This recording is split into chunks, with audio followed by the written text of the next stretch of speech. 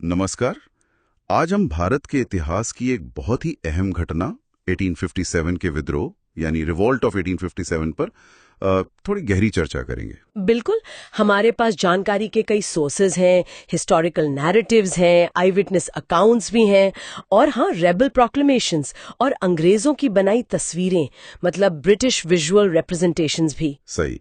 तो आज हम इस पूरे अपराइजिंग के अलग अलग पहलू समझने की कोशिश करेंगे। ट्रिगर क्या थे, ये फैला कैसे, पैटर्न्स क्या थे, कौन कौन से लीडर्स उभरे और इसे पोर्ट्रे कैसे किया गया। हाँ, मतलब जो जरूरी नगेट्स हैं वो निकालने की कोशिश रहेगी। तो कहानी शुरू होती है मई 10, 1857 मेरठ छावनी, मीरठ कैंटोनमेंट से। जी, मई 10, 1857 की दोपहर मेरठ में सिपाहीज ने विद्रोह कर दिया। हाँ, उन्होंने वो जो बेल ऑफ आर्म्स था, हथियार घर, उस पे कब्जा किया।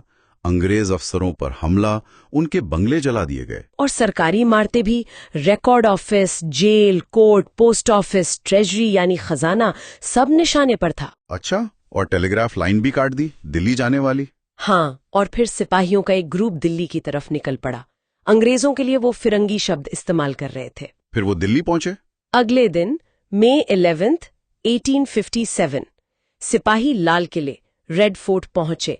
मुगल बादशाह बहादुर शाह जफर से मिले। उनकी मेन शिकायत क्या थी? वही नई बंदूक की गोलियां, कार्ट्रिजेस, जिन पर कहा जा रहा था कि गाय और सुअर की चर्बी, fat of cows and pigs, लगी है, जिसे दांत से काटना पड़ता था। बिल्कुल।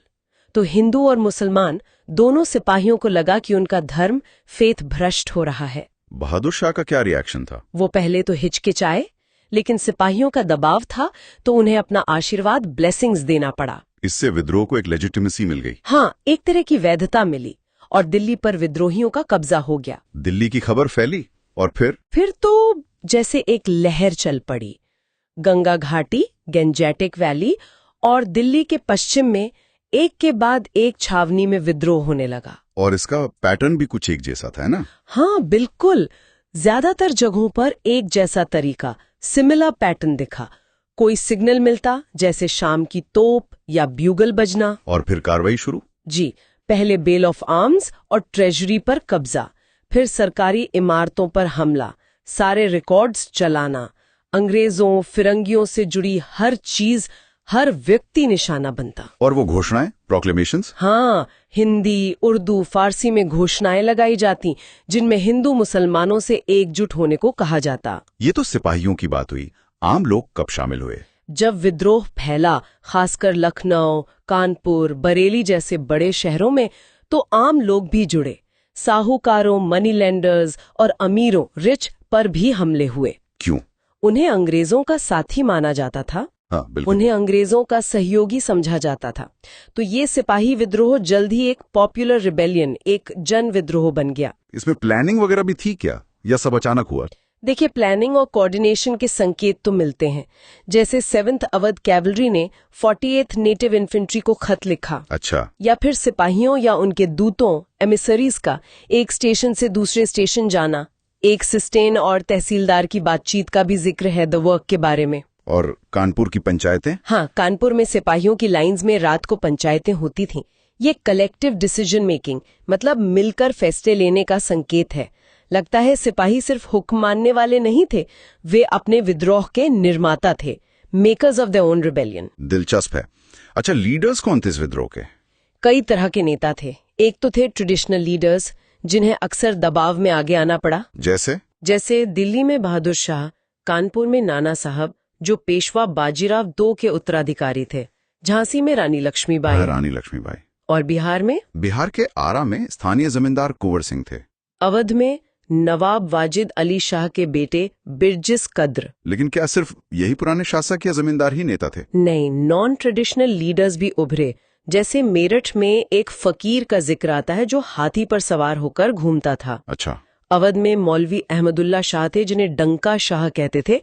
उन्होंने जिहाद का प्रचार किया। शाह मल उत्तर प्रदेश में जाट किसानों के नेता बने। उन्होंने 84 देश को संगठित किया। और आदिवासी इलाकों में? छोटा नागपुर में गोनू, कोल आदिवासियों के नेता बनकर उभरे। तो लीडरशिप काफी विविध थी। इतने अलग अलग तरह के नेता, इससे पता चलता है कि गुस्सा कितना गहरा और फैला हुआ था। डीप डिस्कंटेंट था। बिल्कुल। और इस गुस्से को हवा देने में अफवाहों, रूमर्स और भविष्यवाणियों, प्रोफेसीज की भी बड़ी भूमिका थी। हाँ, इसका जिक्र तो आता है। वो कारतूस वाली बात तो सबसे फेमस है। हाँ, एनफील्ड राइफल वाली। और एक अफवाह ये भी थी कि अंग्रेज आटे, फ्लार में गाय और सुअर की हड्डियों का चूरा, बोन डस्ट मिला रहे हैं, ताकि लोगों का धर्म भ्रष्ट हो जाए। हाँ, और उन्हें ईसाई क्रिश्चियन बनाया जा सके। ये डर था। एक भविष्यवाणी भी थी कि प्लासी की लड़ाई के 100 साल बाद, यानी जून 23, 1857 को ब्रिटिश राज खत्म हो जाएगा। और वो रहस्यमयी चपातियां जो गांव-गांव बट रही थी। हाँ, उनका मतलब क्या था ये तो साफ नहीं है, पर लोगों से किसी आने वाले बड़े बदलाव का संकेत, ओमेन मान रहे थे। लोग इन बातों पर विश्वास क्यों कर रहे थे? देखिए, ये अफवाहें यूं ही नहीं फैली। ये लोगों के गहरे डर, डीपर फियर्स से जुड़ी थी, जो 1820s के बाद की ब्रिटिश पॉलिसीज से पैदा हुए थे। जैसे वेस्टर्न एजुकेशन लाने की कोशिशें, सामाजिक सुधार, जैसे 1829 में सती प्रथा का अंत, विधवा पुनर्विवाह की अनुमति, फिर राज्यों का विलय, एनेक्सेशंस, जैसे अवध, झांसी, सतारा का, और नए एडमिनिस्ट्रेशन और रेवेन्यू सिस्टम्स। हाँ, और ईसाई मिशनरियों, क्रिश्चियन मिशनरीज की गतिविधियां। लोगों को लगने लगा था कि अंग्रेज उनकी जानी पहचानी दुनिया, उनके धर्म, उनकी समाज व्यवस्था सब कुछ नष्ट कर देना चाहते हैं। आपने अवध का जिक्र किया। वहां विद्रोह इतना ज्यादा क्यों था? लॉर्ड डलहौजी ने 1851 में कहा भी था कि अवध एक चेरी है जो हमारे मुंह में गिरेगी। बिल्कुल। अवध में मामला थोड़ा पेचीदा था। 1801 में सब्सिडी अलायंस हुई थी, जिसने नवाब को पहले ही कमजोर कर दिया था। फिर 1856 में उसे एनेक्स कर लिया गया। नवाब वाजिद अली शाह को हटा दिया गया था। हाँ, उन्हें कैलकाटा, कोलकाता निर्वासित, एग्जाइल कर दिया गया। लोगों में बहुत दुख और गुस्सा था। कहा जाता है कि लखनऊ में मातम छा गया था, जैसे जान जिस्म से निकल गई। आर्थिक असर भी पड़ा। दरबार भंग होने से म्यूजिशियन, डांसर, आर्टिसन, ऑफिशियल सब बेरोजगार हो गए। और तालुकदारों का क्या हुआ? तालुकदार्स विलय के बाद तालुकदारों, जो बड़े और शक्तिशाली जमींदार थे, उनको निहत्था किया गया। उनके किले नष्ट कर दिए गए। फिर आया समरी सेटलमेंट ऑफ 1856। उसने क्या किया? उसने कई तालुकदारों को उनकी जमीन से हटा दिया। कहते हैं उनकी जमींदारी 67% से घटकर 38% रह गई। तो तालुकदार नाराज थे। किसानों का क्या? Pageants grievances. किसानों पर अंग्रेजों ने लगान, रेवेन्यू डिमांड बहुत बढ़ा दिया था, कहीं कहीं 30% से 70% तक। और तालुकदारों से जो थोड़ी बहुत मदद मिल जाती थी, वो भी खत्म हो गई। तो तालुकदार और किसान दोनों ही नाराज थे? हाँ, दोनों के पास शिकायतें थी। हनुमंत सिंह, जो काला कांकर के राजा थे, उनका एक बयान भी है इस बारे में। और अवध तो बंगाल सेना की नर्सरी कहलाता था। बिल्कुल, nursery of the Bengal army. ज्यादातर सिपाही अवध के गांव से थे, कई तो ऊंची जाति के जमींदार परिवारों से। 1840 के बाद अफसरों का बर्ताव भी बदल गया था। नस्लीय भेदभाव, गाली गलौज आम हो गया था। तो गांव की शिकायतें सिपाहियों तक और सिपाहियों की गांव तक पहुंच रही थी। सही बात है। सिपाही विलेज लिंक बहुत मजबूत था। इसीलिए जब विद्रोह हुआ तो गांव के लोग फौरन सिपाहियों के साथ हो लिए। अवध में ये वाकई एक जनयुद्ध, पीपल्स वॉर बन गया। तो ये विद्रोही चाहते क्या थे? What did the rebels want? ये जानना थोड़ा मुश्किल है। चैलेंज ये है कि विद्रोहियों के लिखे हुए रिकॉर्ड्स बहुत कम मिलते हैं। ज्यादातर जानकारी हमें ब्रिटिश नजरिए से मिलती है। फिर भी उनकी घोषणाओं से कुछ तो पता चलता होगा। हाँ, उनकी घोषणाओं, प्रोक्लेमेशंस में एक विजन ऑफ यूनिटी, एकता का दृष्टिकोण दिखता है। जाति और धर्म, कैस्ट एंड क्रीड के भेद भुलाकर सभी वर्गों से अपील की गई। हिंदू मुस्लिम एकता पर बहुत जोर था। मुगल काल के सह अस्तित्व को याद किया गया। आजमगढ़ घोषणा का जिक्र आता है। आजमगढ़ प्रोक्लेमेशन, हाँ, अगस्त 25, 1857 की घोषणा। उसमें जमींदारों, व्यापारियों, सरकारी सेवकों, कारीगरों, पंडितों, फकीरों सबको संबोधित किया गया था। उनकी शिकायतें भी बताई गई थी। जी, ज्यादा लगान, व्यापार पर अंग्रेजों का एकाधिकार, कम वेतन, रोजगार छिनना, धार्मिक खतरा, ये सब गिनाया गया। और वादा किया गया कि बादशाही सरकार, मतलब पुरानी व्यवस्था के तहत सब बहाल कर दिया जाएगा। फिरंगी राज का पूरी तरह से अस्वीकार था। क्या इससे परे भी कुछ था, जैसे साहूकारों पर हमले? हाँ, साहूकारों पर हमले, बही खाते जलाना, ये शायद एक ज्यादा बराबरी वाले, एगैलिटेरियन समाज की झलक दिखाता है, कह सकते हैं। और उन्होंने अपनी सरकार बनाने की कोशिश की, ऑल्टरनेटिव पावर। बिल्कुल। दिल्ली, लखनऊ, कानपुर जैसी जगहों पर जहां ब्रिटिश शासन खत्म हुआ, विद्रोहियों ने अपना एडमिनिस्ट्रेशन स्थापित करने की कोशिश की। ये काफी हद तक 18वीं शताब्दी की मुगल दुनिया पर आधारित था। पद देना, लगान वसूलना, सेना बनाना, लूटपाट रोकने के आदेश जारी करना। अब बात करते हैं अंग्रेजों के रिएक्शन की। ब्रिटिश रिप्रेशन कैसा था? बहुत कठोर। मई जून 1857 में उत्तर भारत में मार्शल लॉ लगा दिया गया, जिसका मतलब था कि मिलिट्री रूल। हाँ, और किसी भी संदिग्ध को सजा देने की खुली छूट, और सजा सिर्फ मौत। दिल्ली पर दोबारा कब्जा कैसे किया? रिकॉन्क्वेस्ट। 2 तरफ से हमला हुआ, कलकत्ता और पंजाब से सेना आई, लेकिन गंगा के मैदान में आगे बढ़ना बहुत धीमा था। गांव-गांव लड़ाई लड़नी पड़ी।